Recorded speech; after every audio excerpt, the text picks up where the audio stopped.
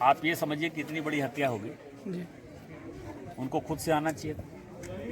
यदि नहीं आ रहे हैं तो वो किस वोट बैंक की राजनीति के कारण नहीं आ रहे हैं, ये सोचने वाली बात है। मुझे बोलने की आवश्यकता थोड़े है, लेकिन ये बात फैक्ट है कि जब भारतीय जनता पार्टी का एक भी कार्यकर्ता यहाँ मौजूद है, भारतीय जनता पार्टी का मूल सिद्धांत जो है इस देश की यूनिटी और इंटीग्रिटी है, और उसमें सबसे बड़ा जो सिद्धांत है, हिंदू मुस्लिम सिख ईसाई जैन बौद्ध सब एक साथ रहें, हम सभी धर्मों का सम्मान करते हैं, लेकिन जहाँ कहीं भी हिंदू पर किसी भी प्रकार का अत्याचार होगा, किसी प्रकार की परेशानी होगी, जब तक इस भारत में भारतीय जनता पार्टी का एक भी कार्यकर्ता मौजूद है, वो उसकी लड़ाई लड़ेगा। जिनको वोट बैंक की राजनीति करनी है वो वोट बैंक की राजनीति करें, हम तो देश की राजनीति करेंगे और हिंदू की राजनीति करेंगे।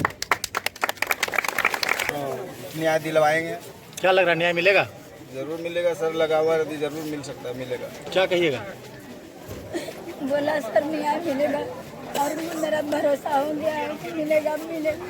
लोगों ने क्या लोगों ने बहुत भरोसा दिया सर। ठीक, छोड़ दीजिए सर। देखिए ये तो हत्या है, और स्वाभाविक तौर पर जो कह रहे हैं मृतक के जो पिताजी चाचा जी जो बातें कह रहे हैं वो बड़ी महत्वपूर्ण है, और इस देश के लिए महत्वपूर्ण है। इस देश के लिए महत्वपूर्ण इसलिए है कि ये देश हिंदू मुस्लिम सिख ईसाई बौद्ध जैन सबका है, इसमें कहीं किसी को कोई कन्फ्यूजन नहीं है। और भारत का संविधान ये हमको अधिकार देता है कि हम अपने धर्म का पालन करें, हम अपने धर्म की रक्षा करें, हम अपना धार्मिक कार्य करें। तो यदि हिंदू भागवत कर रहे हैं, अष्टजाम कर रहे हैं, राम कथा कर रहे हैं, इसमें क्या फ़र्क पड़ता है? इससे लोगों को क्या फ़र्क है? इससे मुसलमानों को क्या समस्या है?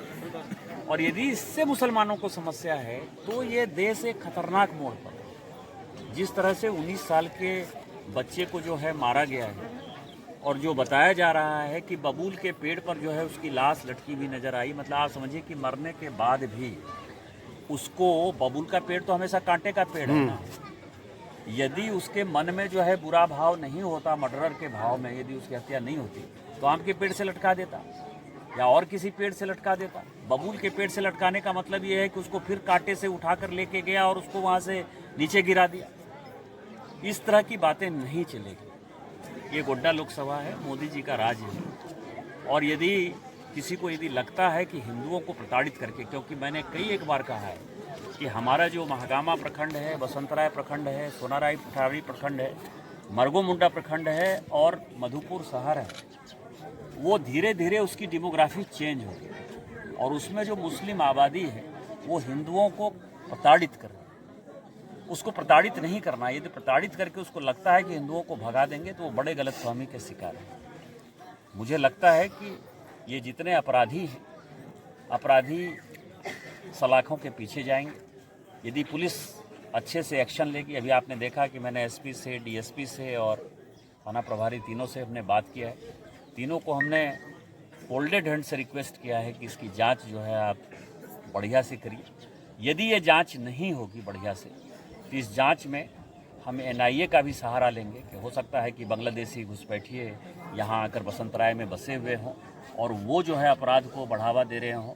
तो ये काम जो है नेशनल, ये इसी एफआईआर को हम कन्वर्ट करा देंगे एनआईए में, और जब एनआईए में कन्वर्ट हो जाएगा तब बसंतराय, महगामा और सोनाराय ठाड़ी और मरगो मुंडा के जितने लोग हैं उनके लिए समस्या पैदा हो जाएगी। इसीलिए ये जांच प्रॉपर हो, सलाखों के पीछे कैसे जाए, अपराधी को फांसी की सज़ा कैसे हो, इसकी पूरी व्यवस्था करेंगे। हम इस परिवार के साथ हैं। हम व्यक्तिगत तौर पर यहाँ आए थे, जो भी मेरे से आर्थिक सहायता हुई वो आर्थिक सहायता मैंने दी, लेकिन इसका केस मैं खुद से लड़ूंगा। सर, परिवार वाले पक्ष बोलेंगे लोग डरे हुए हैं, किसको लेकर के? किसी को डरने की आवश्यकता नहीं है।